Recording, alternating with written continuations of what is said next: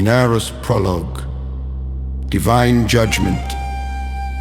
In the celestial halls where immortals dwelt beyond mortal sight, a great council convened. The air shimmered with divine power as the gods of Egypt gathered, their faces grave with terrible purpose. Below them, the land of the black soil teemed with mortals, proud, quarrelsome, heedless of the balance that sustained their world. The time has come, spoke the voice of divine authority, resonant as thunder across desert sands. Unrest shall fall upon the earth like a plague of locusts. We shall place this burden in the heart of one who knows how to wield sword and spear. The assembled deities nodded in solemn agreement. We agree. They intoned as one, and with those words, the fate of Egypt was sealed. Inaros Chapter 1. The demons descend. Osiris, Lord of the underworld and judge of souls, rose from his throne of shadows. His voice cut through the divine assembly like a blade through papyrus as he summoned forth 4 terrible servants, demons whose very names spoke of their purpose.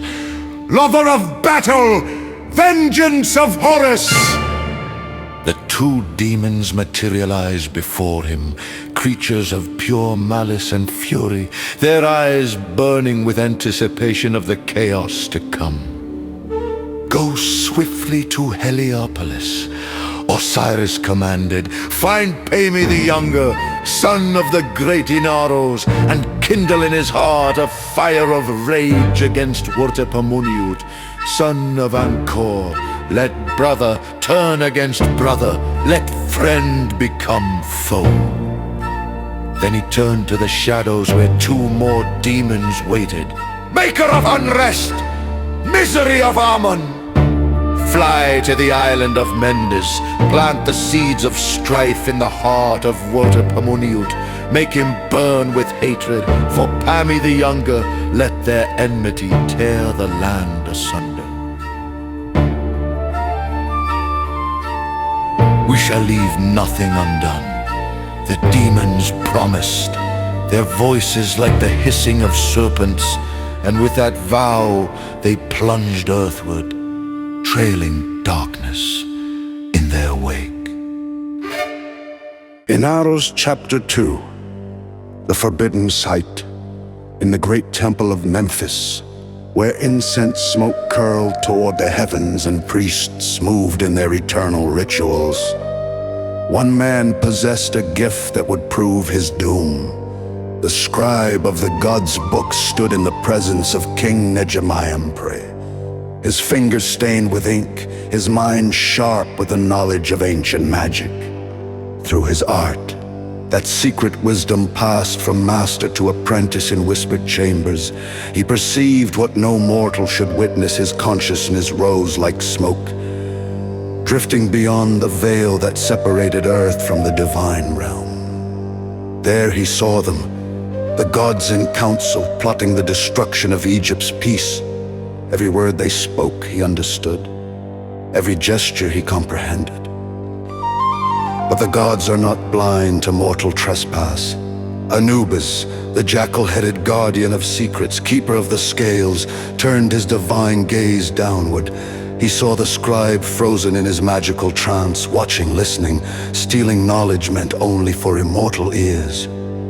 With a leap that defied the boundaries between worlds, Anubis materialized on earth. His form was terrible to behold, a towering figure of divine wrath.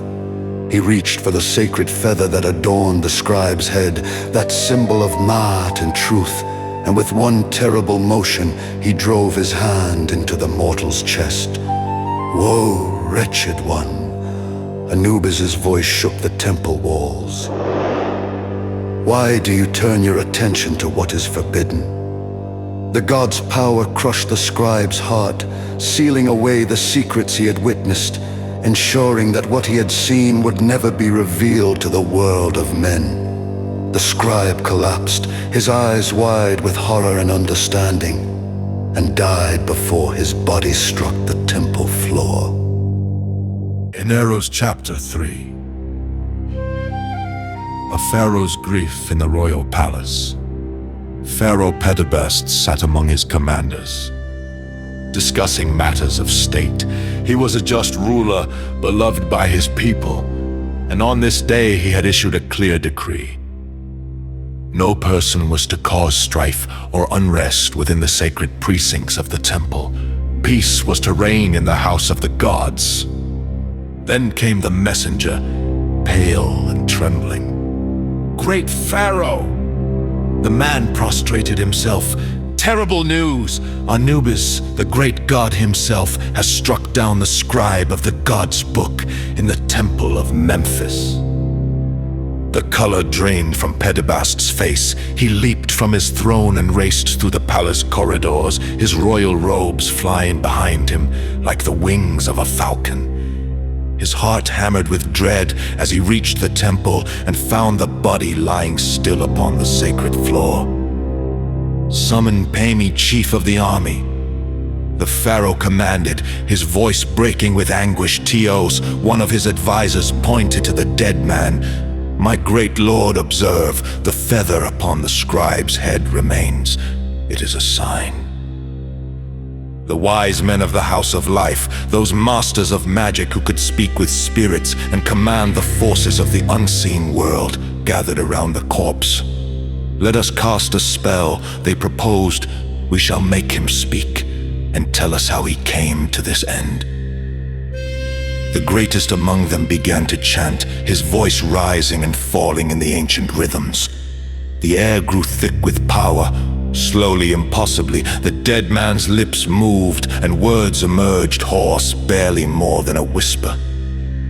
"The feather upon my head, do not kill me because of it. I did not reveal what I saw, I kept the secrets." Pharaoh Petibast bowed his head, tears streaming down his face. "Give this man the finest burial," he ordered. "Let him be laid to rest with all honor in his tomb. He died protecting sacred mysteries." Inaros Chapter 4. The Feast of Fury. Meanwhile, in the prosperous city of Heliopolis, where the sun god Ra was worshipped with golden offerings, Pemi the Younger held court. He was the chief of the army, son of the legendary Inaros, a warrior whose name was spoken with reverence throughout Egypt on this evening. He sat at a lavish feast with his 40 most trusted men, his companions in battle, his brothers in blood and honor. Wine flowed freely, roasted meat filled their plates, laughter echoed through the hall. Then lover of battle and vengeance of Horus arrived. The demons swept into the feast hall like a desert wind, invisible to mortal eyes, but terrible in their power. They circled Pemi the Younger once, twice, 3 times, and then they entered him, pouring their essence of rage and violence into his soul.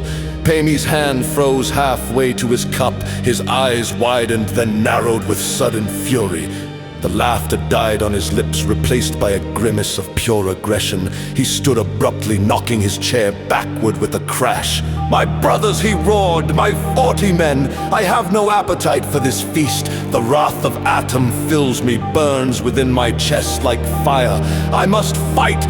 Is there any warrior in all of Egypt who can match my skill with blade and spear? Perhaps only one of my own blood could stand against me." His men exchanged worried glances.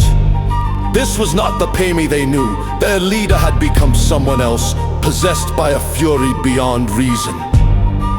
From the back of the hall, a figure stepped forward. He was a Kalasiris, one of the warrior priests who served both sword and altar, and his name was Pithel. His face was grave as he approached the transformed commander. "O chief of the army, Pemi the Younger," Patel said carefully, "may Atum destroy all your enemies, but I must ask, shall I remain silent about what troubles me, or may I speak freely to you concerning this dangerous matter?" Pemi's eyes blazed by Atom. My God, I do not wish to hear your voice. Speak not to me of caution or wisdom. But Petel would not be deterred by Atom, the great god. I will not lie before you. I must tell you what I know. Inaros chapter 5. The tale of the strong bull. Petel's voice dropped low, compelling the attention of all present, despite Pami's fury. Hear me, great commander. Not long ago, I fell ill while in Mendes. The sickness was upon me, and I prepared medicines to cure myself in my weakness. I went to seek help at the house of Pamuniut, son of Angkor. He received me kindly at first, but then his face grew troubled. He said to me, "My lord, I confess I am afraid. There is one I cannot contend with, a strong bull who devours estates and grows mighty by consuming what is not his. This bull will cause great destruction." Pamuniut commanded that his weapons be brought. I watched as the strong bull charged, terrible in its power. Pamuniut fought bravely, undertaking great deeds of valor against the beast. Petel's voice trailed off, his story unfinished, heavy with implications that hung in the air like storm clouds. The 40 men leaned forward, sensing that something far greater than a feast hall quarrel was unfolding. But before anyone could respond, word arrived from Mendes, maker of unrest and misery of Ammon, had completed their task. Pamuniut too was now possessed by demonic fury, burning with inexplicable hatred for Pami the Younger. Inaros Epilogue. The god's plan fulfilled. 2 warriors, both noble, both brave, both sons of proud families, now twisted by divine malice into instruments of Egypt's destruction. The demons had done their work well. Battle and strife would soon engulf the land, just as the gods had decreed. In the celestial realm, Osiris watched the unfolding chaos with satisfaction. The punishment had begun. Egypt would learn the price of whatever transgression had angered the divine council. Brother would fight brother, and the land would run red with blood. Only one man had glimpsed the truth, the scribe of the god's book, and he lay silent in his tomb, his secret sealed forever by the hand of Anubis. The age of peace was over. The age of war had begun. And in the temples, the priests prayed to gods who had already chosen sides in a conflict of their own making, a divine game played with mortal pieces on a board stretching from Heliopolis to Mendes, from the delta to the southern deserts. The wrath of the gods had been unleashed upon Egypt, and no mortal power could stop what the immortals had set in motion.